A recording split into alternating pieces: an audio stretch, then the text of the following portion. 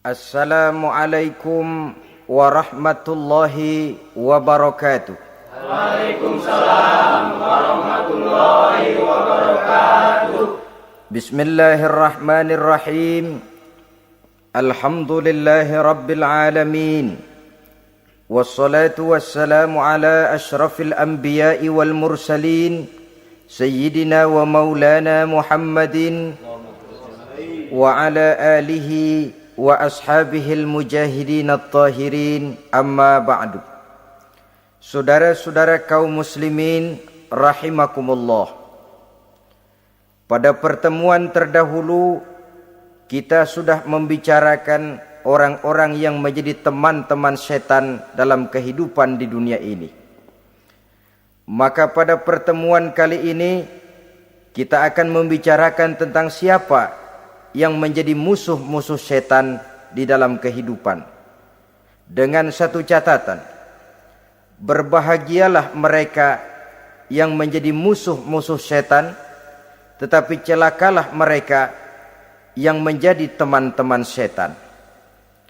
Bagaimanapun juga di dalam kehidupan ini, apabila orang telah memproklamirkan bendera permusuhan kepada kita, maka kita tentu seharusnya bersikap waspada dan mawas diri. Demikian juga iblis dan seluruh bala tentaranya yang terdiri daripada setan-setan. Mereka telah mengibarkan bendera permusuhan kepada Nabi Adam dan anak cucunya, kepada kita umat Rasulullah sallallahu alaihi wasallam. Akan sengsara dan celaka jika kepada iblis dan setan yang telah nyata-nyata mengibarkan bendera permusuhan itu kita mengadakan toleransi, mengadakan kerjasama, dan menjadi budak yang memperturutkan kemauan daripada iblis dan setan. Siapa yang menjadi musuh-musuh setan dalam kehidupan ini? Inilah pertanyaan berikutnya yang diajukan oleh baginda Rasul kepada iblis. Hai iblis, kalau teman-temanmu adalah seperti yang telah engkau jelaskan tadi, sekarang cobalah beritahu saya, siapa di antara umatku yang menjadi musuhmu dalam kehidupan ini? Atas pertanyaan ini iblis laknatullah menjawab, ya Rasul, musuh-musuhku di antara umatmu, pertama anta ya Muhammad. Musuhku yang pertama adalah engkau, wahai Muhammad. Kenapa iblis mencatat Nabi Muhammad sebagai tokoh nomor satu dalam deretan musuh-musuhnya? Mudah difahami. Pertama, keberadaan Rasul merupakan rahmah lil alamin, rahmah bagi lingkungan. Yang kedua, beliau berfungsi menyelamatkan manusia dari tempat yang gelap gulita, dari tempat kesesatan menuju tempat yang terang benderang, penuh berisi petunjuk dan hidayah dari Allah Subhanahu wa taala. Maka menurut iblis, inilah manusia perintang pertama atas segala daya dan usahanya menggelincirkan manusia ke jalan yang dimurkai oleh Allah Subhanahu wa taala. Kalau kita baca sejarah, risalah yang dibawa oleh Nabi Muhammad ini memang merupakan risalah yang membawa rahmah bagi alam sekitarnya. Ada sedikit perbedaan dengan risalah-risalah sebelum beliau. Sepertinya risalah yang dibawa oleh para rasul terdahulu itu mempunyai efek yang langsung pada kehidupan di dunia ini. Nabi Nuh misalnya menyampaikan agama. Hai umatku, ini agama. Umat menentang, turun banjir yang menenggelamkan orang-orang kafir. Azab diturunkan pada waktu itu juga, pada saat nabinya masih hidup. Jadi azabnya itu jenis cash, kontan. Nabi Soleh, hai umatku, ini agama. Mereka menolak, turun gempa bumi yang amat hebat menggulung orang-orang kufur. Nabi Musa, hai umatku, ini agama. Mereka menolak, sebagian ditenggelamkan di Lautan Merah, sementara sebagian lain dikutuk menjadi monyet-monyet yang hina seperti diceritakan dalam Al-Qur'anul Karim.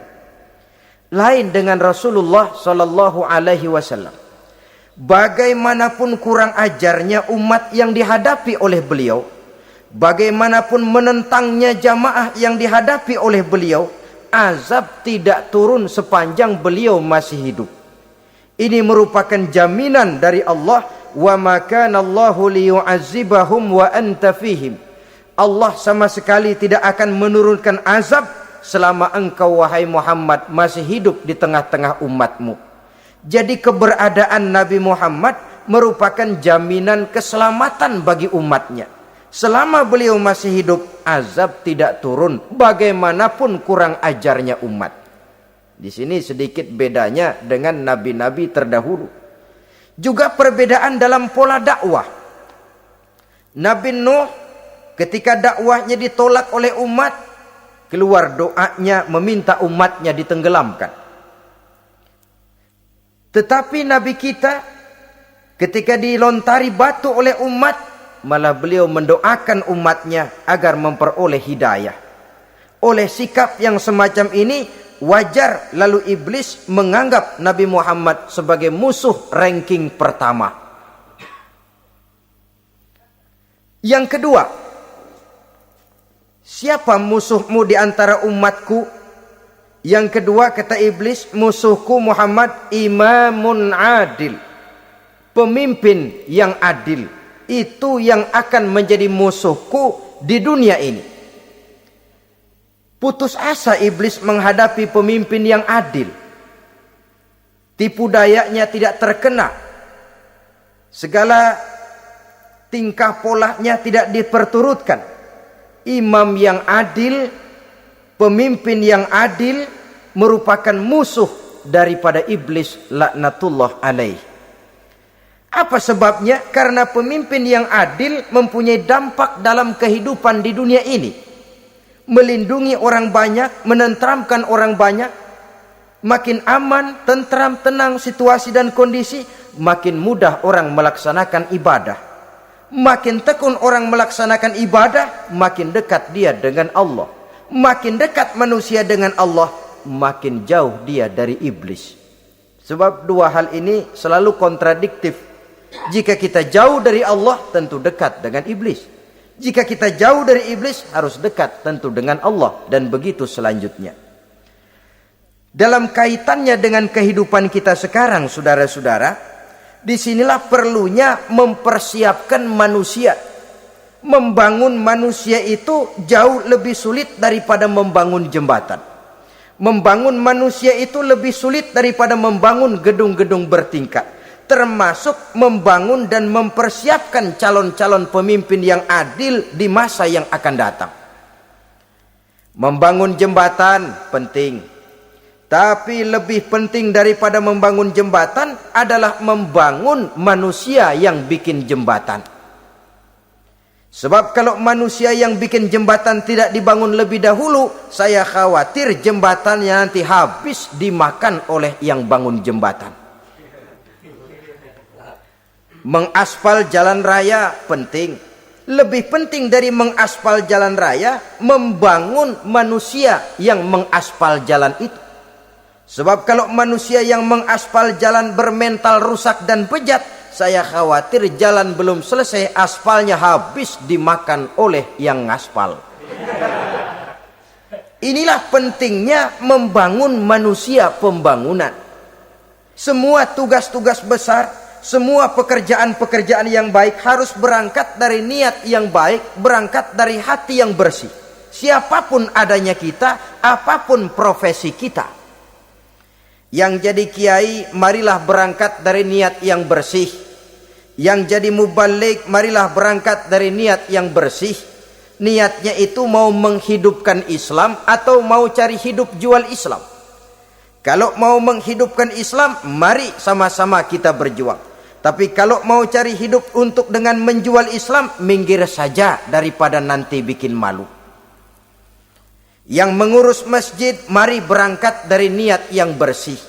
Ngurus masjid itu niatnya mau menghidupkan masjid atau mau cari hidup di dalam masjid. Kalau mau menghidupkan masjid, mari. Tapi kalau mau mencari hidup di dalam masjid, tolong minggir saja daripada nanti bikin aib. Yang jadi orang alim, mari berangkat dari niat yang bersih. Jangan memperjualbelikan fatwa, yang halal dikatakan haram, yang haram jadi samar-samar, nanti membingungkan umat. Berangkat dari niat yang bersih, membangun manusia, pembangunan. Ini barangkali istilah yang lebih kena. Saudara-saudara kaum muslimin rahimakumullah, setiap kita pada hakikatnya punya bakat. Secara fitrah yang kita bawa, bakat apapun kita ini punya. Saudara punya bakat jadi pemimpin, saudara pun punya bakat jadi pengkhianat. Saudara punya bakat jadi orang soleh, saudara juga punya bakat jadi orang salah. Saudara punya bakat jadi orang besar, saudara pun punya bakat jadi orang hina. Seluruh bakat ada di dalam diri kita. Tinggal nanti pertumbuhannya mana yang lebih subur. Saudara punya sifat berani, saudara pun punya sifat takut. Seberani-beraninya orang mesti ada sifat takutnya. Nanti mana yang tumbuh lebih subur? Kalau takutnya tumbuh lebih subur, dia akan jadi orang penakut.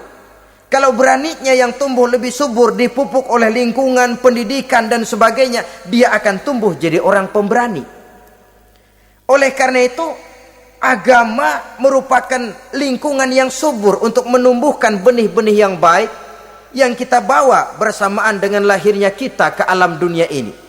Setiap kita, saya, saudara, punya bakat jadi pemimpin, punya bakat jadi pengkhianat, punya bakat jadi pengabdi, punya bakat jadi koruptor, punya bakat jadi pemelihara, punya bakat jadi perusak. Tinggal nanti lingkungan, pendidikan yang menumbuhkan mana yang tumbuh lebih subur. Kalau lingkungan saudara lingkungan maling, maka sifat pengkhianat akan tumbuh lebih subur. Kalau nanti saudara jadi pemimpin, insya Allah korupsi. Lingkungan yang menumbuhkan sifat mengabdi, sifat berbuat tanpa pamrih, dikalahkan oleh sifat pengkhianat dan korupsi itu yang dibentuk oleh lingkungan, pendidikan, pengalaman dan sebagainya. Oleh karena itu, secara dini agama menanamkan, menyuburkan fitrah-fitrah yang baik yang kita bawa bersamaan dengan hadirnya kita dalam kehidupan ini. Sebab itu seorang penyair bernama Syauqi mengatakan dalam sebaik syairnya, waladatka ummuka ya ibna adam bakian wan nasu haulaka yadhakuna surura. Hai manusia, pada saat kamu dilahirkan kamu menangis dan orang lain di sekelilingmu ketawa. Kakek senyum dapat cucu baru, paman gembira dapat keponakan baru, sementara kita yang lahir menangis. Betul apa benar? Apa ada saudara yang begitu dilahirkan terus nyengir? Saya kira kabur dukunnya itu. Setiap kamu hai manusia lahir dalam keadaan menangis, orang sekelilingmu tertawa. Karena itu katakan kepada mereka yang senyum di sekelilingmu, hai manusia, pada saat saya dilahirkan saya menangis dan kamu semua tertawa. Baik manusia. Tapi nanti pada satu saat harus terjadi kebalikannya. Kalau dikala saya lahir saya menangis dan kau semua senyum, nantilah manusia. Kalau satu saat saya meninggalkan alam dunia ini, saya akan berangkat dengan senyum. Dan kalian semua akan berurai air mata. Kalau perlu dari Sabang sampai Merauke kibar bendera setengah tiang. Kalau perlu. Jangan terbalik, kita mati melotot orang malah gembira. Karena hidup selalu membawa sifat-sifat yang merusak. Inilah orang kedua yang menjadi musuhnya iblis dan beruntung menjadi musuh iblis. Siapa? Imamun adil, pemimpin yang adil. Saudara-saudara kaum muslimin rahimakumullah. Yang ketiga musuh iblis, ghaniyun mutawadhi, orang kaya yang rendah hati, orang kaya yang tidak sombong. Kaya apa saja, Baik kaya oleh karena ilmu, orang yang kaya karena ilmu disebut orang alim. Baik kaya karena materi, orang kaya karena materi dinamakan hartawan. Baik kaya karena kedudukan, orang yang kaya karena kedudukan dinamakan pejabat. Orang kaya yang rendah hati itu musuh iblis. Beruntung dia menjadi musuh iblis. Iblis tidak senang ada orang kaya tidak sombong. Tapi iblis paling senang kalau ada orang kaya sombong. Lebih senang lagi iblis kalau ada orang miskin sombong. Masya Allah. Orang kaya sombong, walaupun iblis senang, orang masih bilang pantas saja dia sombong, kaya apaan aja punya. Udah miskin sombong, kira-kira yang disombongin apaan? Dalam segala bentuknya sombong ini Allah tidak senang. Tapi iblis senang. Kenapa? Karena sponsor sombong iblis. Kan yang pertama kali sombong iblis toh. Ketika disuruh sujud kepada Nabi Adam, dia nggak mau. Ini kesombongan pertama yang terjadi dalam sejarah. Ketika ditanya kenapa kau tidak mau sujud iblis? Ah, saya kan dibikin dari api, Adam dari tanah. I am the best. Saya lebih hebat daripada iblis, daripada Adam. Adam baru kemarin dibikin, saya sudah lama. Kata Allah, kamu sombong iblis, ini surga bukan tempat orang sombong, keluar. Terusir dia dari surga. Jadi kesombongan pertama adalah kesombongan yang dilakukan oleh iblis. Dan dia tanamkan itu kepada kita supaya jadi orang sombong. Karena itu sombong ilmu Allah nggak senang, tapi iblis senang. Mentang-mentang ada ilmunya. Nih, satu-satunya ustadz di sini ya. Semua mesti ngaji sama gue. Kalau nggak ngaji sama gue, Islamnya kurang tapi bener. Sombong karena ilmu. Sombong karena pangkat. Mentang-mentang pakai bintang di pundak, jalan pundak duluan. Yang wajar saja hidup ini. Sombong harta pun begitu. Kaum muslimin rahimakumullah. Orang kaya yang rendah hati dimusuhi oleh iblis, tapi dicintai Allah, dicintai Rasul, dicintai malaikat. Caranya bagaimana? Kembali kepada satu kesadaran bahwa pada saat terlahir ke alam dunia ini tidak ada yang pernah kita bawa. Kalau sekarang kita punya rumah, punya kebun, punya kendaraan, punya pabrik, punya segala macam benda, apa itu? Titipan. Pada suatu saat akan diambil kembali oleh yang menitipnya. Kalau titipan itu pandai kita jaga, pandai kita syukuri, titipan akan makin banyak. Sama juga kita dalam kehidupan. Kalau orang bisa kita percaya, saya mau pergi ke luar negeri, rumah saya titip kepada tetangga. Saya pulang dari luar negeri, isi rumah tetap tidak berkurang, malah dibersihi, malah disapu, dihilangkan kotorannya. Tentu bukan main syukur saya, girang saya. Akan bertambah kepercayaan saya untuk menitipkan apa saja. Ini makna la in syakartum la azidannakum wa la in kafartum inna azabi lasyadid. Kalau kamu pandai bersyukur, aku tambah nikmat. Tapi kalau kamu ingkar, azabku teramat pedih. Artinya apa? Nikmat bisa berubah menjadi azab kalau kita tidak pandai mensyukurinya. Ma'asyiral muslimin rahimakumullah. Orang yang kaya ilmu lalu rendah hati, tidak selalu ingin menonjolkan diri. Ini kadang-kadang yang tanggung ini yang bikin berabe. Alim bener enggak, geblek bener juga enggak. Yang sedikit-sedikit mau nonjolin diri. Kalau enggak jadi imam enggak mau ke masjid. Enggak jadi imam enggak mau ke musola. Pokoknya kalau enggak jadi imam marahan sama musola. Macam mana? Saudara-saudara kaum muslimin, rendah hati. Tidak selalu ingin menonjolkan, sebab orang yang selalu ingin menonjolkan dirinya biasanya orang yang kekurangan kepercayaan kepada kemampuan dirinya sendiri. Dia selalu ingin dinomorsatukan. Dia selalu ingin ditempatkan pada ranking teratas. Dia tidak percaya diri.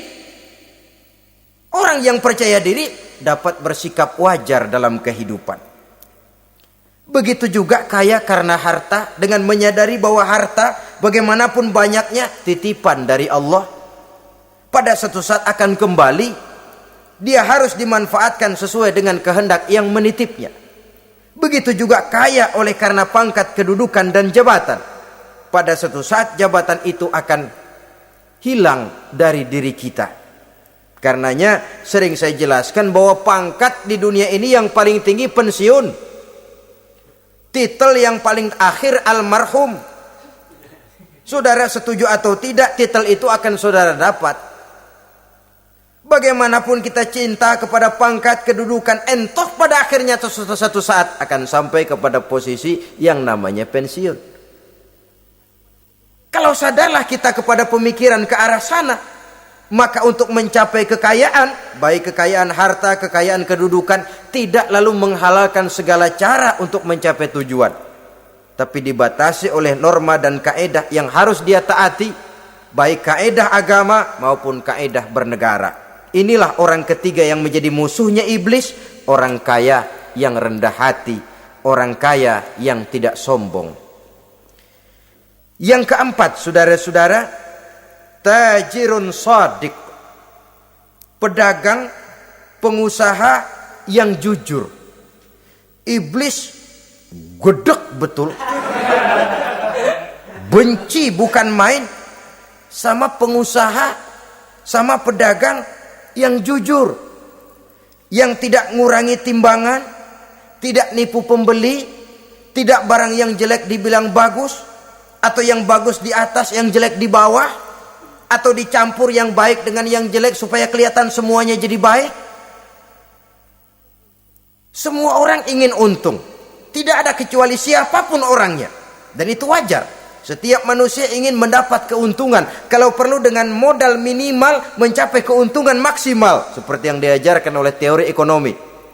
Itu kan yang namanya produktif kan?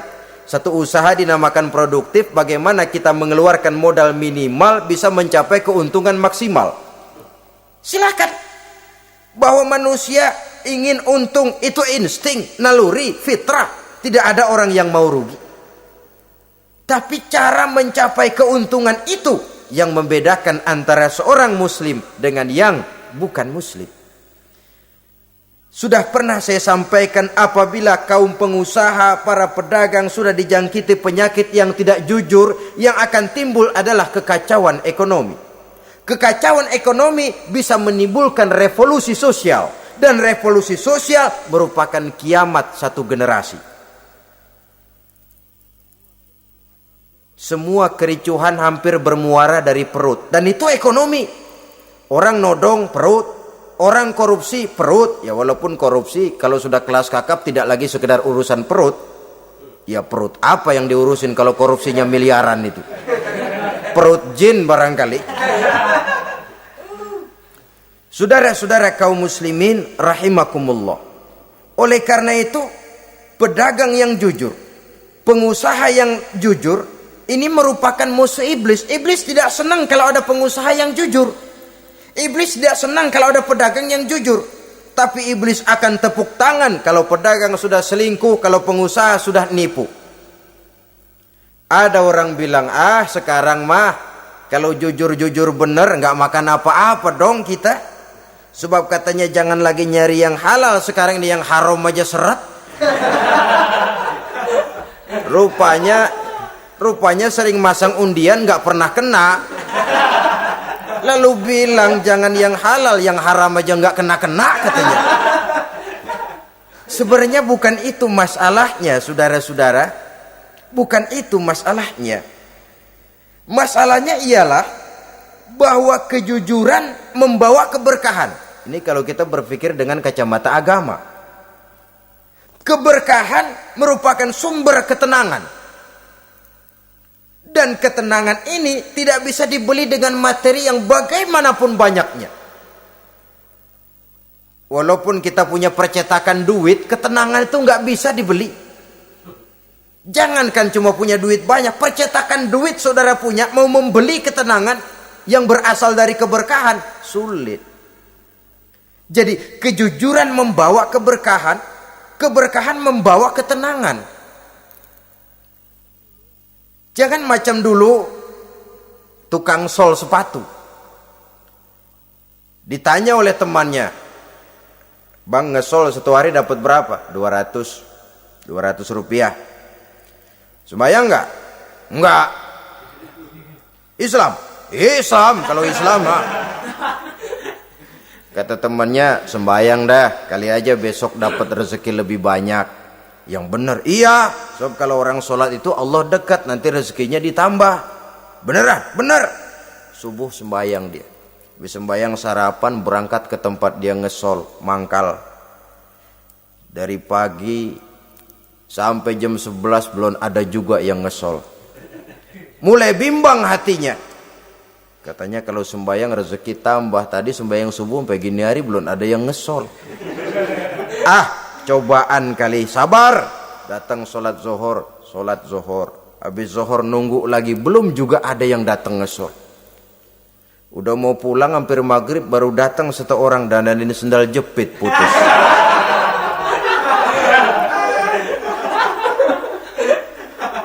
Sudah bayar 25 rupiah, pulang dia si tukang sol ini, ketemu sama temennya yang nyuruh sholat tadi. Ditanya, "Bagaimana penghasilan ini hari?" Apa dijawab? "Gua kapok deh sembahyang."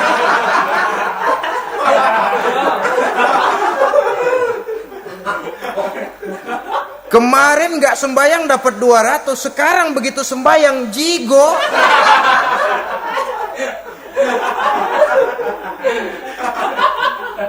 Dia tidak sadar bahwa dengan dari kacamata agama, 25 rupiah yang membawa berkah jauh lebih baik ketimbang 200 uang panas.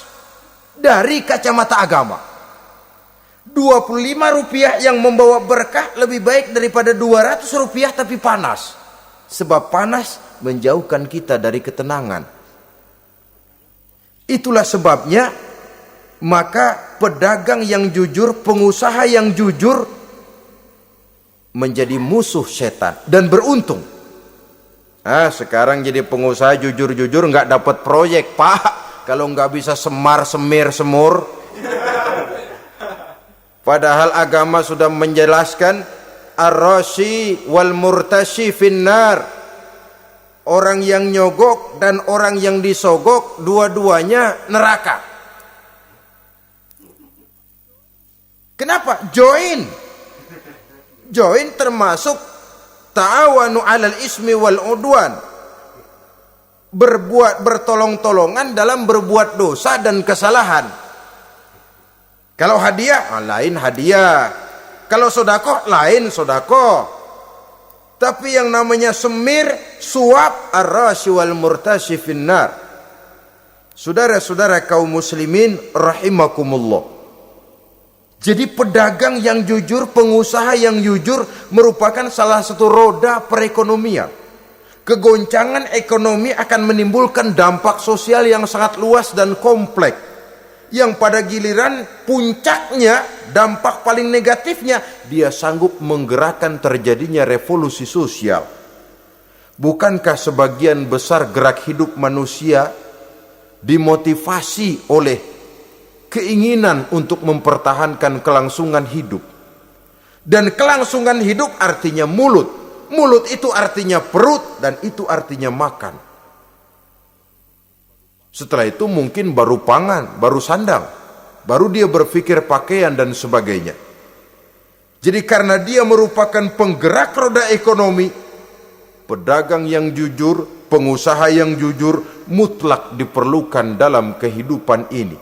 Sebab sekali lagi, kejujuran akan membawa keberkahan, keberkahan memberikan ketenangan dalam kehidupan.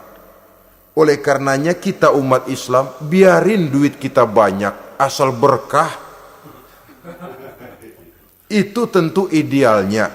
Ketimbang dikit tidak berkah, lebih baik ia banyak, ia berkah. Dan keberkahan itu datang lewat kejujuran.